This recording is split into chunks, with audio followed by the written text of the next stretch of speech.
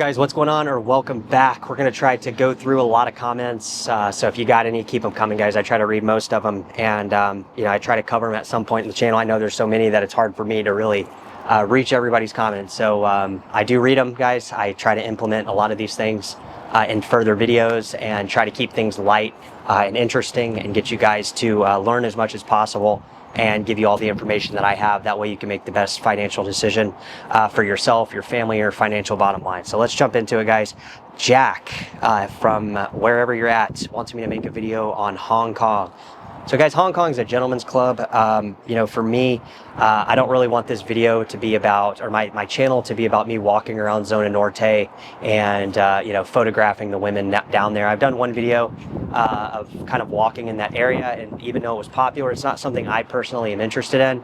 It's not somewhere I personally go, and spend my time. So it's not really something that I see or foresee this channel, catering to an audience that wants me to go and spend my days walking around Hong Kong and trying to get footage of a gentleman's club. It's there. A lot of people go to it. I know it's pretty popular down here.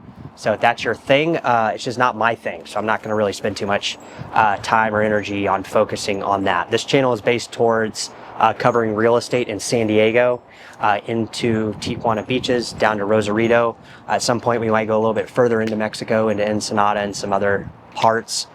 Those are some ideas that I want to explore. But this channel really is about motivating people to, be their best, do their best in whatever it is they're doing, while still kind of understanding the dynamics and how things work with currency exchanges and real estate and San Diego real estate, Tijuana beaches real estate. And that currently is where my focus is mainly at. So probably not going to be doing videos on Hong Kong. So sorry. Randy V from Perch. So I think they're talking about my teeth, guys. A lot of people think that I'm missing these two teeth. Do I plan on getting Invisalign down here? Yes, I've actually talked to an orthodontist locally here that, at some point, once I get this dental work done with removing my wisdom teeth, yes, I probably will be getting some type of, aesthetic repairs done to my smile. But I have all my teeth are healthy. I've had literally one cavity.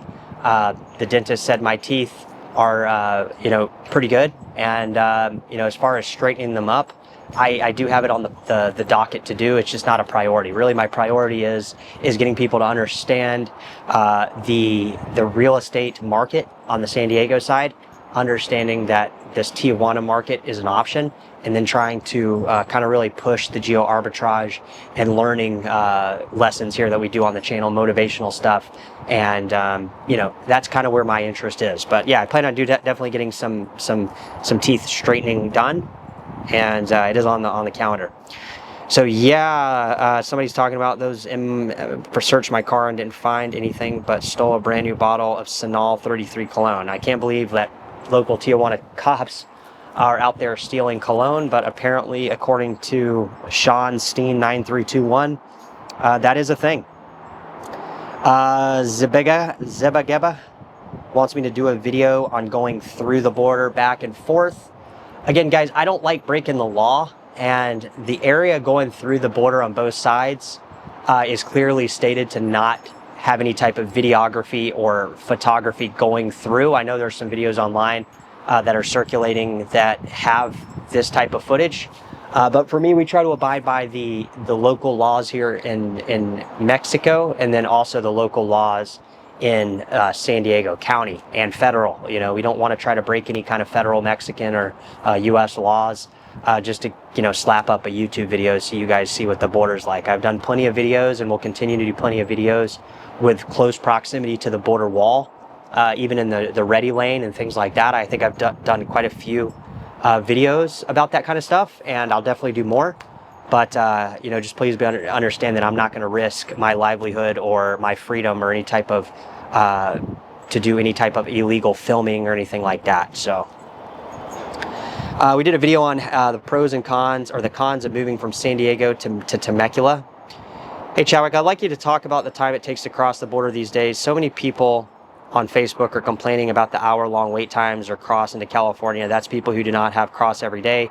even use Sentry isn't always helpful as it once was.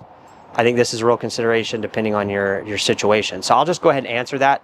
I am part of the Facebook groups that cover border wait times. Como Esta, San Ysidro, I think, is one Facebook group I'm a part of.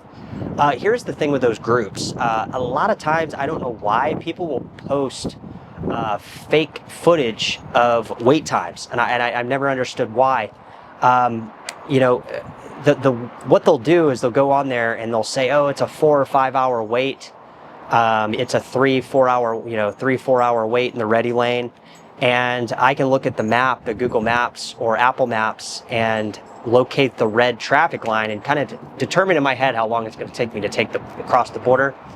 And really what I find is I don't know why people do this. I don't know why they put fake information on wait times. I don't know if they're trying to, they think it's funny or what the deal is. But, you know, there's a website you can go to. It's not super accurate a lot of times on the weekends, but on the week it's fairly accurate. It's called bwt.com, border wait times. You can search it on Google. It's a federal website that tracks border wait times across every U.S., Canada, and Mexico border. So for pedestrian line and automobiles and even commercial lines as well, if you're a truck driver, you know, doing cross-border logistical transport. So that's something we're checking out. What I usually do though, since I take the ready lane, I always use Google Maps or Apple Maps, and I locate the red traffic line on the Via Rápida, which is the main road that runs into Tijuana and into the U.S. from Tijuana. And as long as it's past as long as it's in front of going into the U.S., the Tijuana General Hospital line, I know it's probably going to be under an hour and a half. Now, when it's past there, it can be longer depending on how much traffic is. Typically, the 2 days that I cross the border, you know, I spend probably, last week I spent an hour and a half Thursday, and I spent about an hour Friday, and that's from the start of the border wait time to crossing into the U.S. So an hour and a half. Keep in mind, I'm crossing at about 12 in the afternoon, right? 11 in the morning, 11:30 a.m. to 12 p.m. And, you know, it's considerably less wait times than if you're crossing at rush hour or like 5, 6 a.m. So kind of keep that in mind if you're thinking about moving down here. Why homes in the San Diego neighborhood are not selling? Thanks, to be grateful. Appreciate that. I spent 1993 to 2010 living in Playas. Best time ever. Only the border wait time increased the killed and killed the joy. Again, you know, we live in a world, guys, where, you know, there's a lot of remote jobs that pay pretty good.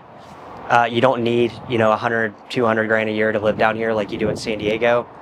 You can live down here pretty good with like 75K. You can go even down to probably, I would say, 50 or 60K, and, you know, have a pretty good life.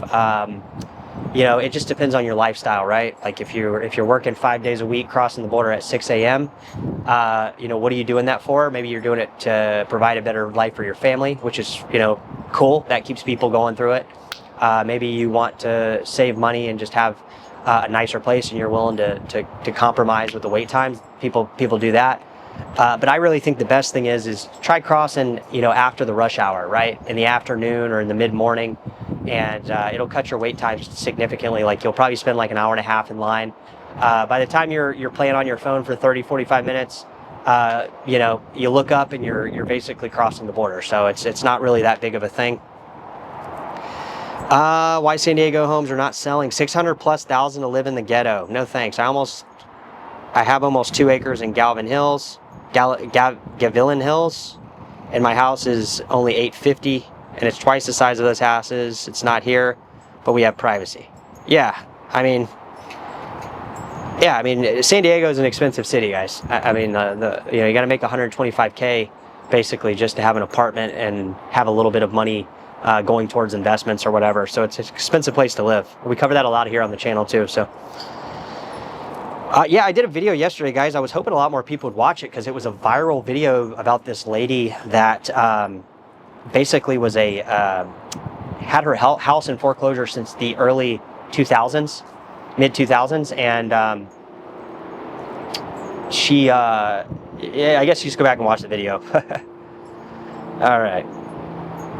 OB, the kicked back beach, lived at Cable, one on the block off Newport Avenue. Correct, your information is spot on. Summer gets really high time crowds. It's just expensive. I will stop at Hoodad's Burgers and Sunshine Club. I'm probably going to go back to OB here, maybe even this week. And I wasn't really satisfied with the video that I let out, but you know, I want to do another video and a better deep dive into OB, Ocean Beach, a neighborhood in San Diego. I've seen entire neighborhoods of still abandoned from '08. What's up, Jolly? Do a video about Escondido. Escondido is, you know, it's San Diego County. It's getting up there a little north. I think really my focus right now is trying to cover where I'm kind of locally at most of the time with proximity with my work and things like that. I would, you know, be open to maybe shooting up to Escondido at some point if there's enough interest. I'm very familiar with Escondido as well. You know, as far as the growth it's experienced over the last decade. You know, Escondido kind of used to be, most of Escondido kind of used to be a kind of a rough neighborhood. Not so much anymore. Now it's been, you know, a lot of newer homes have been built. Property values, as you know, we've seen everywhere, have skyrocketed. And a lot of people have moved to Escondido to kind of get a little bit of a price break from living on the kind of coastal San Diego community. So I've seen Escondido change just in the last 10 years that I've been out in the San Diego area. You know, I would go down from Orange County all the time and go up that, you know, through Escondido up to Valley Center quite often. So, yeah. How to avoid cops in Tijuana? You're 100% right. The street cops do extort you. When I was in Tijuana last year, St. Patty's Day, I was standing outside of the club drinking a beer. I think I read this person's comment. Yeah, they apparently were they were trying to arrest him for throwing a beer in a dumpster. Just stay away from ththose areas, guys. I mean, where I'm at in Playas de Tijuana, I don't have any of those issues ever. I don't have any cops do not pull you over for random stuff down here. Playas de Tijuana is completely different than Zona Norte. Just like, you know, you go to San Diego, City Heights is completely different from, you know, La Jolla. Ocean Beach is completely different from Oceanside. You know, it's just different areas, right?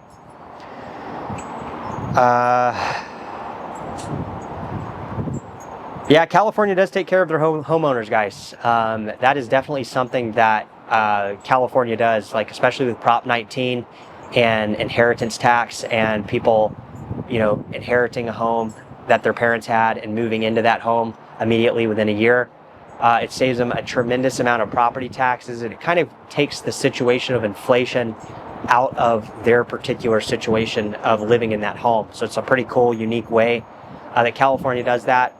California is a great state. It's one of the best in the entire United States for a variety of reasons. Like if you compare to like Florida, for instance, you know, for the longest time I wanted to move down to Florida, and you know, California is a very fair state. They don't judge your credit history when they're quoting you for insurance.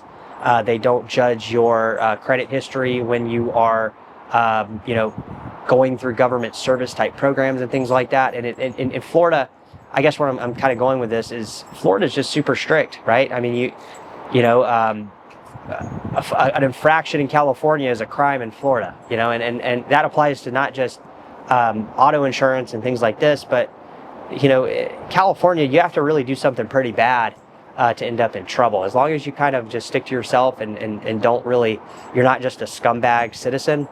California is a great place to live. There's tons of opportunities, tons of high paying jobs.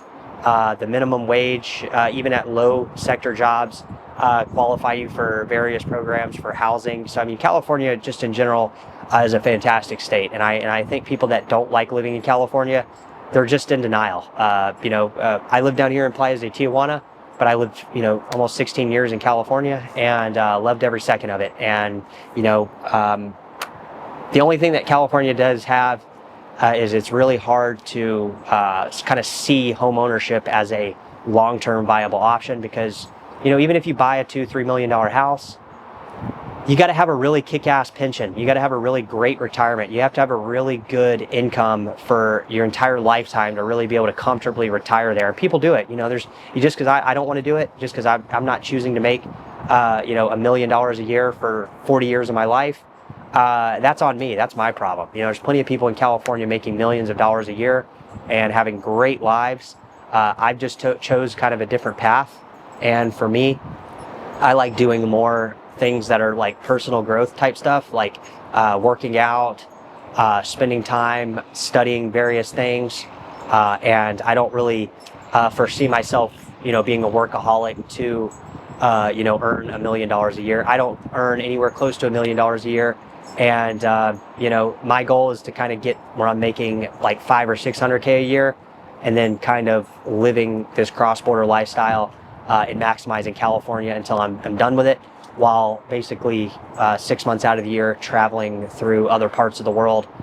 Because in the wintertime in California, it gets a bit chilly for me. I'd rather be somewhere like Manzanillo. I'd rather be in like Cancun, Playas del Carmen, Colombia, maybe Vietnam, maybe Macau, Hong Kong. I mean, there's a lot of places, guys. Like California is great, but I don't see myself living in California like 12 months out of the year. And I think people that are successful, they move around, right? They don't stay kind of stationary too long.